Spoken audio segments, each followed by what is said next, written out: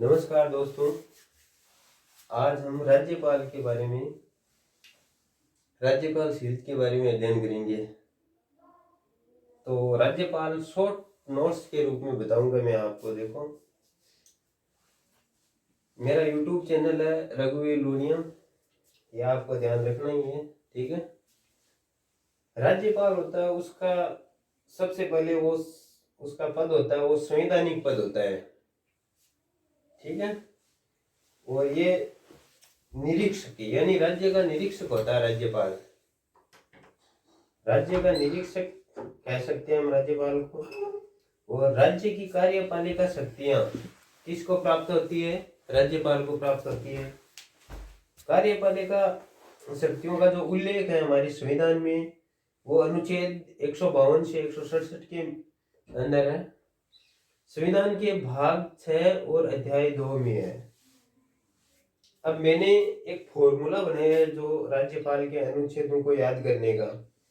अनुच्छेदों के हिसाब से राज्यपाल को कब पद मिलता है, शक्ति, नियुक्ति, पदावधि, इनके लिए मैंने एक फॉर्मूला बनाया। उस फॉर्मूले के हिसाब से देखो, 153 इज इक्वल टू पद इज इक्वल टू राज्यपाल, यानी अनुच्छेद 153 है, उसमें राज्यपाल के पद का उल्लेख किया गया है। और 154 जो अनुच्छेद है उसमें राज्यपाल को शक्ति प्राप्त है, कार्यपालिका शक्ति, इसको हम कार्यपालक भी बोल सकते हैं। ये कार्यपालिका शक्ति प्राप्त है राज्यपाल को। 155 में राज्यपाल की नियुक्ति की जाती है, जो राष्ट्रपति के द्वारा की जाती है। 156 जिसमें राज्यपाल की पदावधि होती है। पद की अवधि कितने वर्ष के लिए है? पदावधि का मतलब पद की अवधि, वो 5 वर्ष के लिए है। इसको हम कार्यकाल कह सकते हैं। राज्यपाल का कार्यकाल 5 वर्ष का है। और 157 अनुच्छेद के अंतर्गत योग्यता है राज्यपाल की कि वो भारत का नागरिक होना चाहिए और पागल व दिवालिया घोषित नहीं होना चाहिए। 2 ही योग्यता है इसकी। और अनुच्छेद 158 के अंतर्गत राज्यपाल की शर्तें हैं जो सब सेक्शन में बंटी हुई है, उसको आगे बताऊंगा मैं। 159 अनुच्छेद के अंतर्गत राज्यपाल के शपथ का प्रावधान है, जिसमें उसको शपथ दिलाता है एचसी यानी हाई कोर्ट का मुख्य न्यायाधीश, हमारे उच्च न्यायालय का मुख्य न्यायाधीश है, वो राज्यपाल को शपथ दिलाता है। और अनुच्छेद 160 है, जिसके अंतर्गत अगर राज्यपाल गायब हो जाए, यानी राज्यपाल अपने पद पर से अचानक ही अगर कहीं चला जाए या गायब हो जाए, तो उसकी जगह फिर किसको रखा जाए, इसके लिए उस राज्यपाल पद पर कार्य करने के लिए ज्येष्ठतम न्यायाधीश कार्य कर सकता है, या तो एचसी का यानी सुप्रीम हाई कोर्ट का, या फिर किसी राज्य के राज्यपाल को उसकी जगह काम करने के लिए बिठाया जा सकता है। और ये बात कौन तय करता है? राष्ट्रपति द्वारा तय की जाती है। राष्ट्रपति द्वारा तय किया जाएगा कि इनमें से किसको राज्यपाल की जगह बिठाया जाएगा या राज्यपाल का कार्य करने के लिए दिया जाएगा। निम्न अनुच्छेदों में 154, 156, 158 ऐसे हैं जिनके उप अनुच्छेद है, यानी इनको हम उप भागों में बांट सकते हैं। तो 154 का उपभाग 154(1) है, इसमें राज्यपाल को सारी शक्तियां प्राप्त है, ठीक है। कौन सी? कार्यपालक शक्तियां राज्यपाल को प्राप्त है, ठीक है। इनका उपयोग अधीनस्थ अधिकारियों से भी करा सकता है राज्यपाल के नीचे जो भी अधीनस्थ अधिकारी होते हैं, उनके द्वारा राज्यपाल अपनी कार्यपालिका शक्तियों का प्रयोग करा सकता है, ठीक है।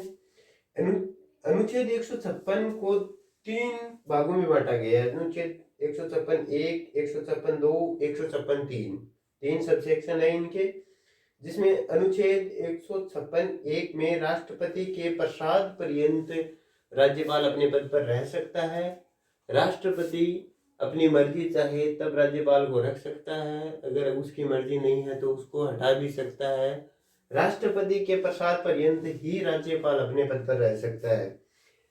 अनुच्छेद 156(2) इसमें त्याग पत्र राष्ट्रपति को, यानी राज्यपाल अपना त्याग पत्र किसको देगा? राष्ट्रपति को।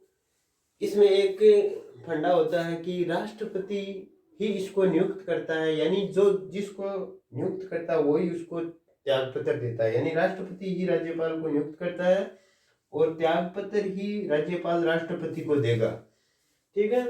अनुच्छेद 156(3) है, इसके अंतर्गत राष्ट्रपति अपना पद ग्रहण करता है, वो 5 वर्ष तक उसका कार्यकाल होता है, वहां तक वो अपना पद ग्रहण करेगा। ठीक है। अब अनुच्छेद 158 है, उसके सबसेक्शन है अनुच्छेद 158 सबसेक्शन 1, 2, 3 क और 4। तो इनमें देखो अनुच्छेद 158(1) में राज्यपाल ना तो एमपी हो ना एमएलए हो, ये फर्स्ट अनुसूची के अनुसार है। ठीक है ना, यानी राज्यपाल न तो एमपी होना चाहिए, नहीं एमएलए होना चाहिए, ये अनुसूची फर्स्ट के अनुसार है। और अनुच्छेद 158(2) के अंतर्गत कोई भी लाभ के पद पर न हो, राज्यपाल किसी भी प्रकार के लाभ के पद पर नहीं होना चाहिए। अनुच्छेद 158(3) के अनुसार राज्यपाल को राजकीय आवास दिया जाता है, उसका उससे कोई भाड़ा नहीं लिया जाता है। भाड़ा का मतलब उससे कोई भी प्रकार का किराया नहीं चुकाया जाता है, उसके द्वारा कोई भी प्रकार का किराया नहीं चुकाया जाता है, यानी उसको सरकार राजकीय आवास देता है, राज्यपाल को देती है। ठीक है। अनुच्छेद 158(3) क के अनुसार 7वीं संविधान संशोधन 1956 में राज्यपाल अगर 2 या 2 से अधिक राज्यों का होगा तब भत्ते एवं उपलब्धियां राष्ट्रपति तय करेगा उसकी, यानी सबसेक्शन 158(3) क में अगर राज्यपाल 2 या 2 से अधिक राज्यों का होगा तब उसको जो दिया जाने वाला वेतन है और इसकी जो उस राज्यपाल की जो उपलब्धियां हैं उसको तय कौन करेगा? राष्ट्रपति तय करेगा। अनुच्छेद 158(4) के अनुसार उपलब्धियां एवं भत्ते हैं वो राज्यपाल की संचित विधि से अनुच्छेद 202(3) क के अनुसार उसको प्राप्त होगी। और राज्यपाल की उपलब्धियां कौन तय करेगा? अगर इस प्रश्न का जवाब होगा तो संसद तय करती है। राज्यपाल की उपलब्धियां कौन तय करेगा? अगर हमारे पास सामने यह प्रश्न आता है कि राज्यपाल की उपलब्धियां कौन तय करेगा, तो इसका आंसर होगा संसद तय करेगी। कौन तय करेगा?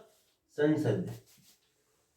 नमस्कार दोस्तों, राज्यपाल के बारे में आपको मैंने शॉर्ट में जो नोट्स दिए वो आपके बहुत ही काम के होंगे। एग्जाम में इनसे अगर अनुच्छेदों से संबंधित कोई प्रश्न आ जाए तो इनसे बाहर लगभग कम ही चांस है। ठीक, धन्यवाद दोस्तों।